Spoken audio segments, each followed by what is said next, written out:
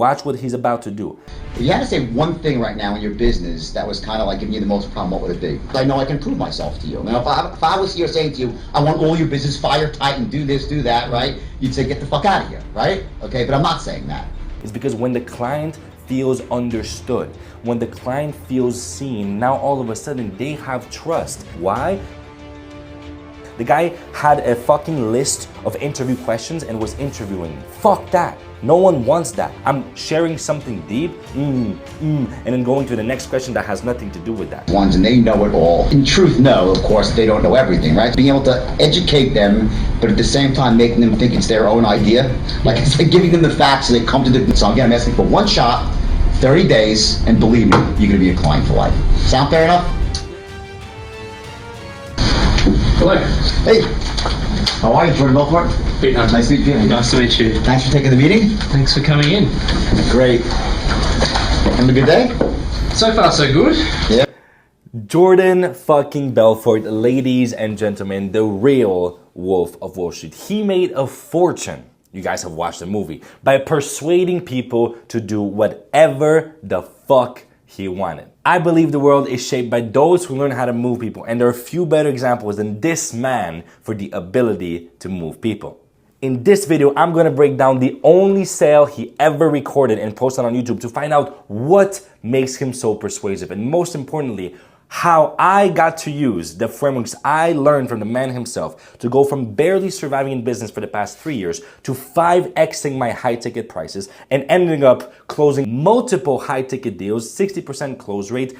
We broke our record, personal record in the business, $20,000 profit without having a single sales script. And most importantly, even more importantly, how I got to teach my client Reeves to do the same. To all of you watching right now, striving to master the only skill that matters, the skill of moving people, the skill of influence, let's watch the legend himself walk his client to the close. So far, so good.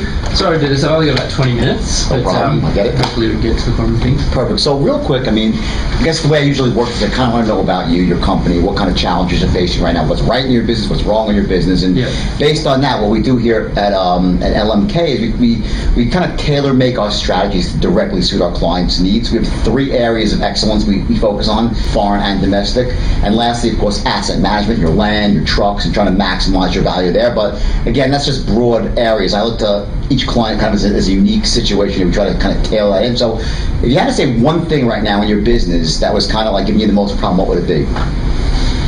In terms of growth, like stopping you from growing as fast as you could. See, Jordan uses a method he invented himself calling the straight line method. His sales strategy is based on 3 core pillars. And pillar number 1, this is what I always teach. I teach speaking, I teach sales, which I believe comes down to the same skill of influence, moving people. I have 5 pillars when I teach speaking. One of them is certainty.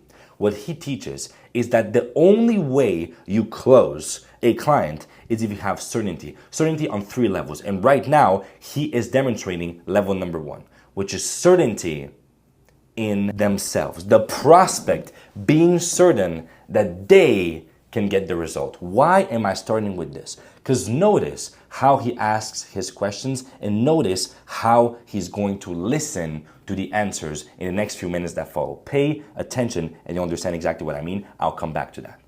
It's probably uncertainty around China. You know, we're a business that's really got its history very much rooted in Australia. Mm-hmm. We've had some experience in Singapore and Hong Kong. Right, different markets. China, China's really unknown to us. Right. Remember how he framed his question? He said, this is what we do in the business, boom, boom, boom. He's building some certainty already for the next few pillars. I'm going to tell you about them. But he's talking about the general stuff, the business. But then he goes, but I really want to understand your situation, your personalized, unique situation. Now he asks a question and he listens actively. Most of you guys listen to answer. Most of you guys don't listen to understand. And he listens to understand. That is the skill of active listening. Now, why does it matter so much? It's because when the client feels understood, when the client feels seen, now all of a sudden they have trust that they can get the result. Why? Because they have trust that the product or the service you're going to give them is truly adapted to them. This is why it's so important. You're not on a sales call to do a presentation. This is not a presentation. Sales is not about a presentation. Sales is about tailoring your products and service to the person. And the way you do that is by asking the right questions and listening actively. That's what he's doing. Watch what he's about to do. By asking these, truly listening, the person feels, okay, now I have certainty. This is made for me. I could get the result. This is adapted to me. Me. That's all people care about. Me. Yeah, that does keep me awake at night a little bit. In the sense of that, obviously, to fill the demand, that you have to kind of grow a certain amount of, or produce a certain amount of crop, and then, or milk, and then you're not sure if they're going to buy or not. So there's an issue of a overproduction versus making sure they're going to buy at the end of the day. Is that what it is? That's what I teach my team. That's what I teach my appointment setters. I say, okay, the first thing you got to do is no matter what they tell you, you acknowledge it. You don't skip to the next question. I've been on so many sales calls. The guy had a fucking list of interview questions and was interviewing me. Fuck that. No one wants that. I'm sharing something deep. I'm sharing a pain point. And then going to the next question that has nothing to do with that. I've never been closed this way. The moment I've actually taken money from my pockets and given it to someone, same thing vice versa when people have given me something, is where I have, number one, acknowledged what the person says. Number two, adding something to it, adding a sense of expertise, a sense of value, a perspective. That's how you build authority. So you listen actively, you acknowledge it, you care, then you add a little bit of a sauce of authority, and then you ask the next question. Okay. And have you investigated opening up anything at all in China right now, or just really in the early stages of it? Oh, no, look, it's been something I've been meaning to talk to my banker about. We've kind of discussed around the edges before, but, we haven't really talked about it in depth. Right. Let me ask you a question. I was doing some more research on the industry, and one of the things that stuck out is that, in fact, there's still a massive growth potential for you here domestically in Australia, right? I mean, you're really scratching the surface domestically. You're also kind of building the current market share as well. Absolutely. We've certainly got strong. Notice the facial expressions. You really doing that? Like, what I teach is vocal variety. That's the other part of the pillars of speaking. The vocal variety, the flow. You want to have variety in the way you speak. You want to speak with certainty, but then when you care about someone and you're asking a question, you want to really, shrink your eyes a little bit. And do that with your body language. And as I'm doing that, if we were on a conversation, you'll feel seen. You'll feel cared about. You'll feel like, you know what I'm saying? That's what he's doing with his tonality. People talk about building rapport all the time. The reason rapport matters so much is because you want the person to feel so comfortable that they reveal the actual pain point. They reveal the actual deepest fucking truth that maybe they aren't even aware of. Maybe they don't even know what they don't know. And by you making them so comfortable, relating to them, making them feel like your best fucking friend while having authority, maybe more like a father figure, maybe more like a parent figure, where they feel so comfortable, they feel safe with you. And that's how, when someone truly feels seen and understood, that you really are able to articulate their own problem better than they can do it, that's when you get the close. That's when you have at least one of the three pillars of certainty. We're going to go into the next one very soon. As the conversation is going, with that same active listening, the truth is, when someone feels so seen and understood, what happens is they start actually trusting you as a figure of authority even more. Now, it's a very funny human paradox, but it's because, oh my God, someone finally understands my situation. Someone finally listens and cares. So watch what happens. As the conversation goes on, the person starts asking Jordan for advice on their own business, while Jordan is not the expert whatsoever on their specific business. So watch what happens. The message that has been so successful here in Australia gets out in China. Does that make sense to you? Yeah, it does. I mean, what do you think would be some of the cultural barriers for a business like mine moving into China? I think that number one, it used to be like that China Boom. As soon as the client starts asking questions for their own business, now they trust you as a figure of authority. Now you start going into pillar number 2, which is certainty about the salesperson. So far, we covered certainty in themselves as a prospect, as I can get the result. And number 2 is certainty in the salesperson. Now watch how Jordan Belfort builds that certainty more and more. I'm going to teach you guys exactly. I'm going to show you guys how he did it. had this whole big, like, the sage white man, we want to know what the white man is doing. That was a big thing that when they felt like they were behind. Now there's been like almost a tip where they feel like they're the emerging dominant power and almost like they are the wise ones and they know it all. So yet they in truth know, of course, they don't know everything, right? So there's a sort of cultural gap of you being able to educate them, but at the same time making them think it's their own idea. Like it's like giving them the facts so they come to the conclusion you wanted them to come to in the first place. And it doesn't happen so much, it doesn't do much with like production, but with marketing. Yeah. Okay, and as you guys know, you're not just producers, you're marketers. Okay, so you need to have kind of both elements of that equation wrapped up. Now, again, like obviously, since I'm a banker, I'm not in the organic food business, but one thing I do know is there are certain core distinctions that run through every industry, whether it's your industry, whether it's computers, whether you're selling automobiles. Okay, so what we try to do, again, we have a client like you, we don't look at things, just, hey, they're organic, so that's a separate, it's some things that are global. Like, for instance, Mary, Don, right? One of the things we did for Mary is we were able to save her a tremendous amount of money domestically. What did he just do? What did he just do? Welcome, my brothers, to the power of storytelling.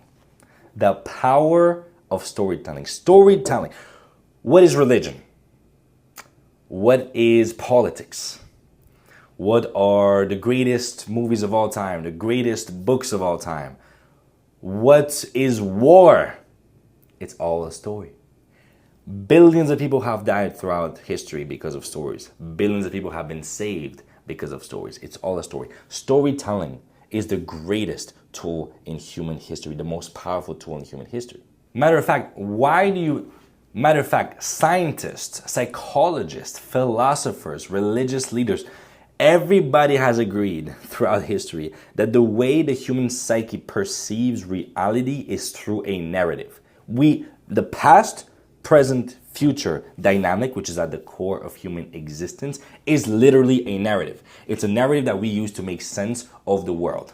It does not exist. Past, future does not exist. The only thing that ever exists is present, and yet it feels so real to us. Maybe sometimes it feels even more real than the present because we live in a narrative. So if you're able to bring storytelling in your content, if you're able to bring storytelling in your sales, that is how you really reach the greatest level. Now think about the first intro of this video. The reason why you're staying until now is because I actually provided you guys with proof as to why am I someone who's worth listening to.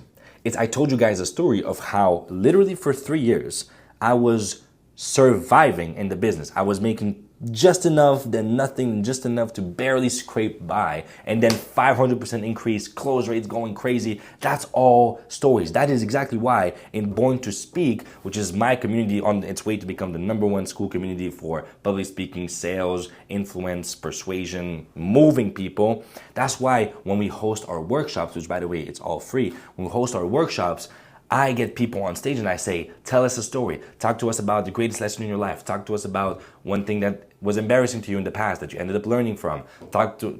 Share with us an entertaining story. And I practice what I call improv.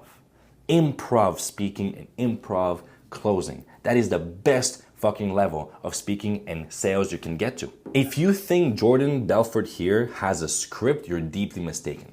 If you think he's literally following a script on his little sheet, you're deeply mistaken. He has first principles. He's teaching in first principles, the 3 pillars of certainty. There's only one left that I'm going to tell you guys about. He teaches in first principles, but he doesn't have a script. That's because an expert doesn't need a fucking script. I can give you the perfect script, but if I give it to someone with social anxiety, someone who's never done sales in their life, versus I just tell the greatest salesperson ever, Jordan Belfort, and I tell them, hey, listen, man, I'm selling this, go for it. He's like, I got you. And he's so much more likely to get the sale than the other guy with the script. It's not about the script. It's about the first principles, about who you are. It's about your certainty. It's about your storytelling. And the best story is always the one that is related to what the person just said.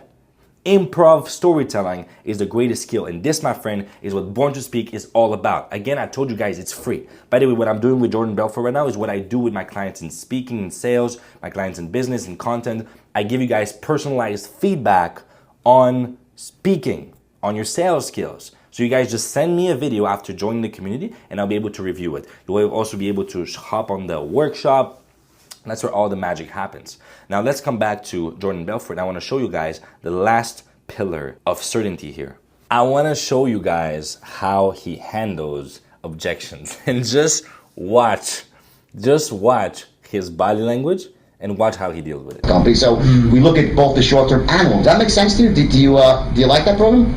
I mean, look, in theory it sounds good, but I mean, you know, at the end of the day, it sounds like you deal with a lot of big companies, and you know, we're not a huge company. You know, it's a pretty simple business model actually. So I'm just wondering if it's all a bit too much and too complex for us. Right. Right. We've run it pretty successfully in the past by following a pretty simple model. Right. So yeah, I'm just not sure. Well, let me say this. I hear what you're saying, and I like to pride myself on being a guy that takes medium-sized companies and turns them into big companies, and that's really how we make our money. You know, all big companies once were medium-sized. Look at the smile. Does it look like this guy gives a single fuck, the slightest amount of fucks about the objection he just got? He's having the time of his life. He's having the time. When I teach people sales, I tell them, guys, the objection is the best part of the sales. It's like, get excited. Give me the objection. Give me more. Challenge me. It's a game. It's fun. If you really adopt that mindset and you actually get excited when you get objections, that's how you break the person's pattern. Because the person's, what they're trying to do is they're trying to break your pattern. They're trying to shake you. Just like a woman is always testing her man to see if she can surrender and trust him enough. She can surrender in his leadership if he's strong enough, if he's solid enough. Same thing happens with your prospects in your sales. So they try to shake you out there to see if you're solid enough. This is how, by replying with a smile, by replying, I'm not going to teach you specific objection handling frameworks in this video. That's going to be for another video. I teach them in Born to Speak as well. Like, it's super important, but not for this video particularly. I just want to show you guys the actual body language and the reaction to the objection handling, because that leads to the final pillar of certainty that he teaches, which, can you guess? We already said pillar number 1 is, does the prospect feel like they can even get the result in the first place? Very often that is the most underrated problem in a sales conversation.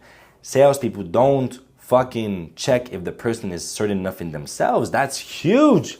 That's huge. Because if the person has a fucked up architecture of belief, you're not going to change it in 30 minutes. If they're totally cooked, you're not going to change it in 30 minutes. So you got to first check that. But once that is checked, it's like, do they trust you? Do you build rapport? You tell stories. The person trusts, okay, like you share some testimonials. Awesome. Person starts trusting you. Now, when the person is like, oh, like the guy just said, I don't know, man, like you seem to know what you're doing, but you're working with these, I don't know if it will really be the right fit for my thing.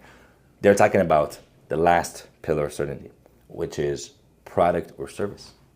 Certainty in your product or your service. That's what it is.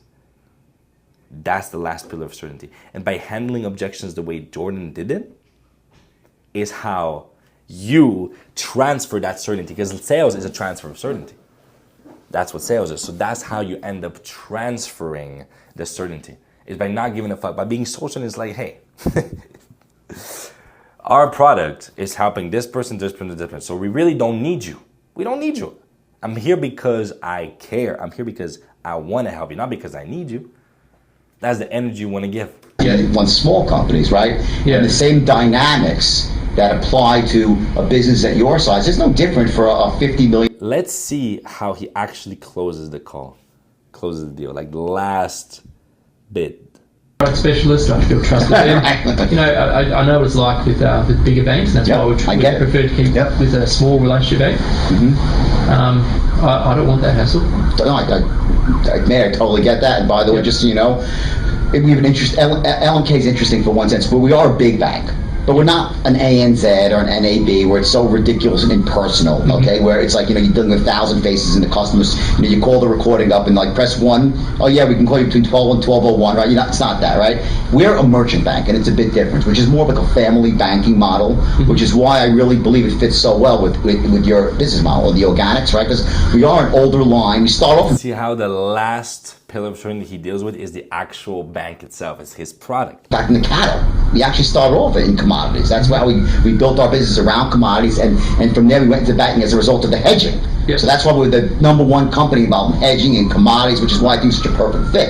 But in terms, in terms of me, you'll only be dealing with me. And if there's someone else I want you to meet, they'll be with me. In other words, if I say I got a guy who's has a new algorithm that's going to allow us to make an extra 7 basis points a month on the turn, I'm not going to say, hey, the guy's come with me. I'll have him come with me, or we can have dinner once, whatever it might be. But there's not going to be 30 faces. There's going to be me and only someone else if I believe that person, okay, can help with the conversation. But if you only want to meet me, hey, we can just be the two of us. But again, all I'm asking for is this. I'm asking to get married right now.